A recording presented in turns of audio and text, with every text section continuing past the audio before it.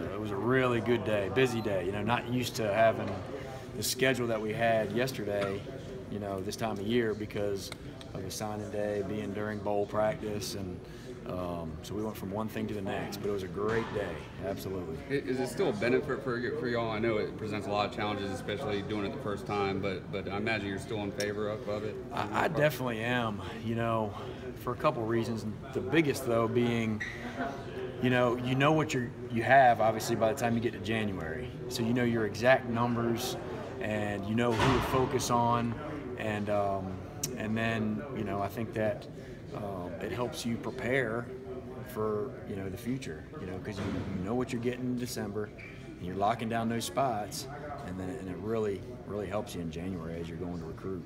I know you guys don't know exactly how many spots depending on juniors, but do you have a ballpark idea of how many spots you might have? In the end, you talking about like at the end of For February? For February, you know what? It really does depend on that. So, you know, we'll still have a handful left, hopefully. But it depends, you know, on what how these guys play in these last two games are going to be critical for their decision, you know, on whether they're gonna go to the league or not. So it truly is dependent on that. And coach is going to have a good idea, hopefully, here in the next couple of weeks, so that we have our marching orders on, okay, well, how many can we take and who can we take? There's still some guys, though, for sure, no matter what happens, that we're definitely going to take. So we're excited about that. As Coach Sweeney, what are the biggest needs you're looking to address as a staff in February? Well, it really depends on who we lose. You know, that's the thing. You know, we have a couple guys that are kind of on that. You know, they're right there where you don't know if you're going to have them or not. And if you don't have them, then you go get them. You know, I know there's a couple of D linemen. Even though we got a bunch of D linemen in this class, you know, we're most likely done there. But it could open up some spots at other places, and you just shift them all around. And Coach Sweeney does a great job of that. And I know it's a relief for him too, because he does a great job of managing the roster. I mean, that's obviously a big job for him, and this helps him do that. I asked Coach Sweeney about this yesterday, but how much of a challenge is it? You got so much competition at quarterback on that depth chart. To be able to land a quarterback like Trevor Lawrence with all the competition you have says a lot about not only where the program is, but what a special place that Clemson is. But I imagine you have a lot to do with that as well. Well, you know, it's fun because, number one, the culture is probably the most important thing for these guys, and that's why, you know, the competition thing is going to be everywhere you go. Obviously, we have some really good quarterbacks here, but there's a lot of really good quarterbacks at all the places.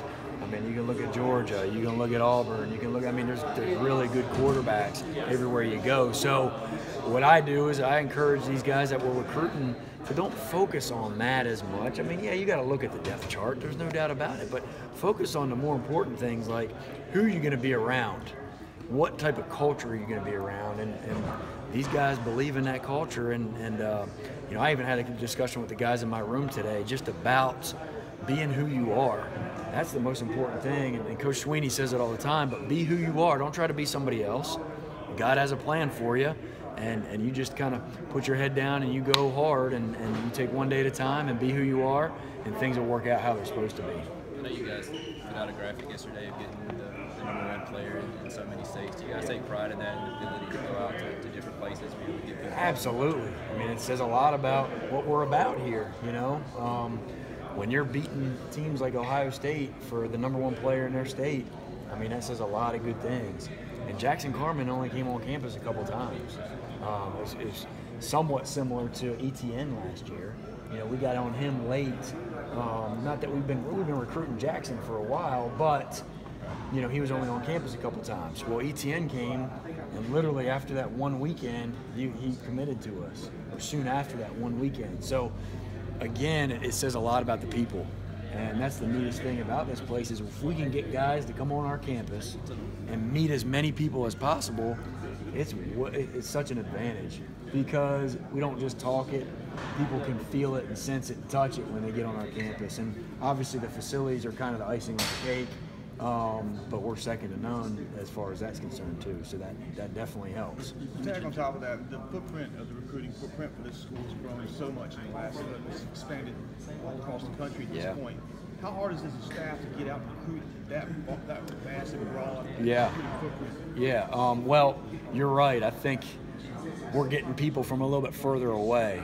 And the way we look at that is we still want to be heavy in the closer areas. You know, we're going to swarm South Carolina. I mean, we signed 7 guys already from South Carolina in this class, you know.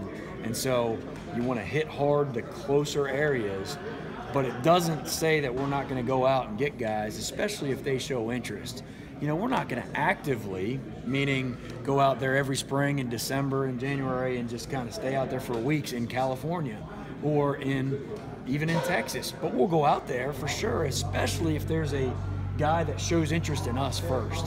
And that's kind of been the difference with our footprint is we've had more guys coming and chasing us from further away, and then we got to decide, are they a fit for us? If they're a fit for us, then yeah, we'll go spend that money and go out there and make sure that we go recruit those guys and in the surrounding areas of where those guys are. So that's kind of how we look at that. You know, we've gotten a couple guys from Kansas and, you know, Indiana, where Hunter's from, you know, we'll go get, if they come to us and we see that fit is a good fit for us, and obviously if they're good enough and they fit that mold, then we'll go out to wherever we need to go get them. One thing that hasn't been discussed a lot as far as the recruiting changes in the calendar is the extended dead period in July.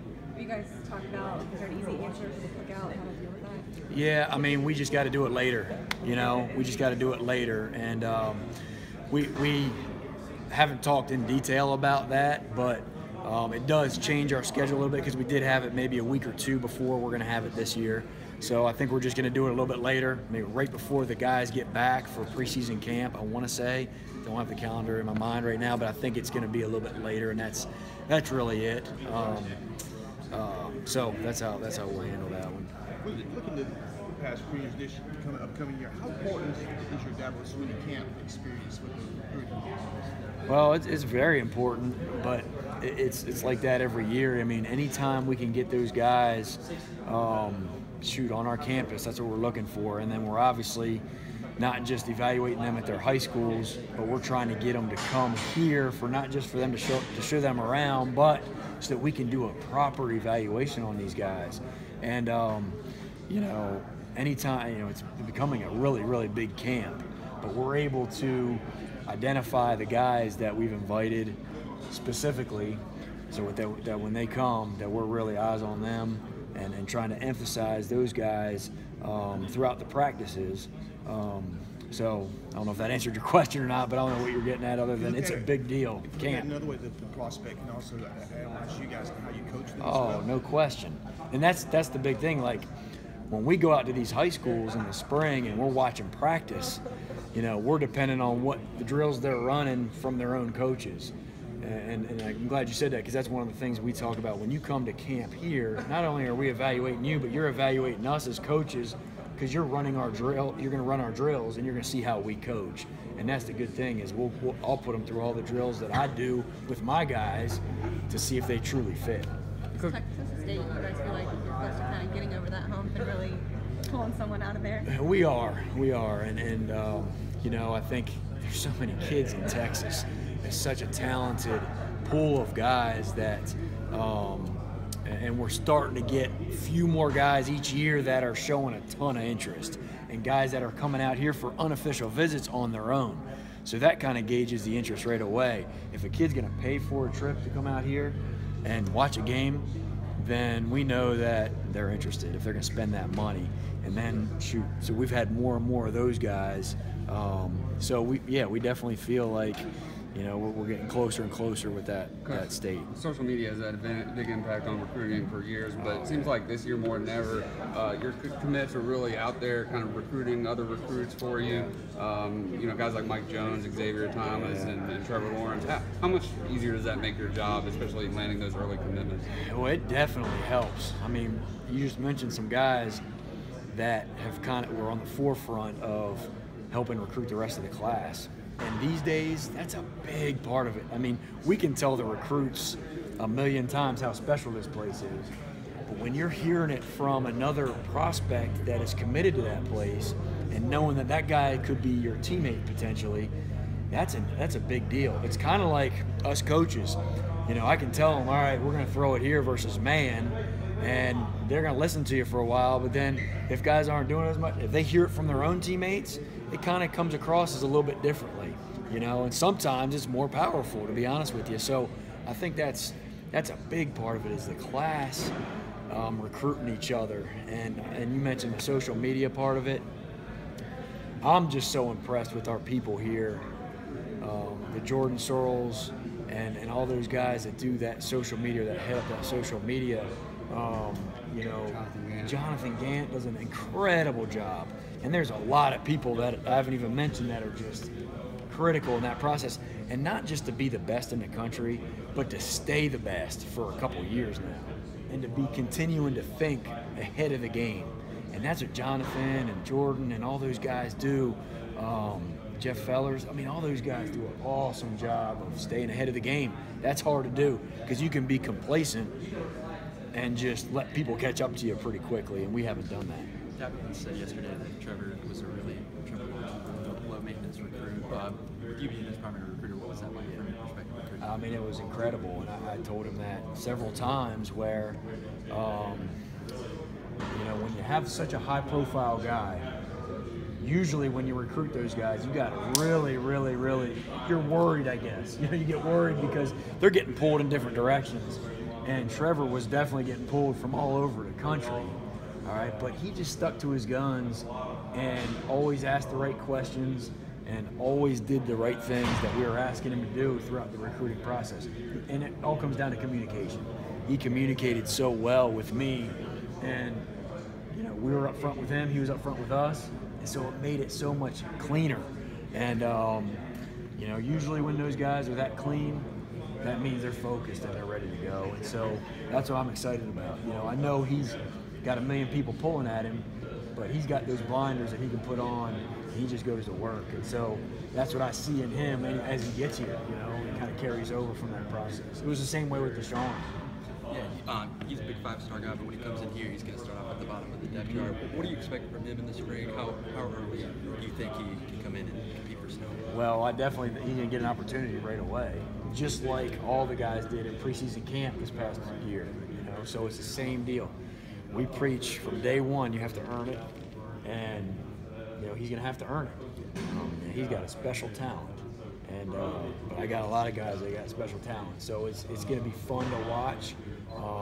And what I told my guys today, and what I've been telling Trevor Lawrence ever since we started recruiting him, is just be who you are. Don't try to be anybody else. And I went around the room today and I named them all. I said, you be who you are, all right? And you do your job and do it to the best of your ability. And that's all you can do. If you start worrying about the guy next to you and how he's doing, then that's just nothing but a distraction for you, and it's going to cause you to not be as good as you can possibly be. And our guys in my room have done a great job with the culture of cheering for each other. When you start going against somebody on your own team, it doesn't do anything. It's going to hurt yourself. So my guys have done a great job of that. We've tried to create that culture in my room. Coach, when you look up and down that commitment list and you think of a common denominator you could point to all of them when they announce their reasons for committing to Clemson University, you know, there's a number of things you could point to, from the winning to the culture to the facilities. What would be the one common denominator you think that all of them check the box on? Yeah, I would say the people and the culture. You know, I really think that's what, if it came down to, okay, what was the number one reason? I think they just like to play for the people that are here. They love Coach Sweeney. I mean, how do you not? You know, the energy that you get. And they love the coaching staff, and they love the people that are making that culture. And obviously that goes with players that are here too. I mean, that's a big part of it. So I would say that would be the top thing. Speaking of quarterbacks, talk about the development of Kelly this year, from start to finish. His biggest attribute that you've seen this year. Yeah. What's the biggest thing you could point out to his game that he's improved on? Yeah, I really think if I had to pick one thing, it would be his ability to have poise in big situations. Because I really didn't know what we were getting. He was never in a big situation until this year. So going into those, for even that first game and then the Auburn game, and he just showed that poise, that the situation was never too big for him. And so that's what I was most pleased about. And then the other thing I have to say would be his consistency. He has been so consistent at managing the game. And that's hard to do as a first-year starter. I mean, that's really hard to do. To be that same guy week in and week out, seeing all the different types of defenses that we see, and being consistent. Not perfect, but being consistent, and that's what he's done. That's what he's done, and it kind of goes back to what I was saying earlier about he didn't let all of the things that Deshaun Watson did create who he is. You know, he just was his own guy. We're winning games so much differently than we did last year, and that makes it pretty cool, pretty special that we can win it different ways. We're managing the game. We're taking care of the football. We're more balanced. We're better in the red zone. We're doing so many different things in a better way than last year, and that's been fun to watch.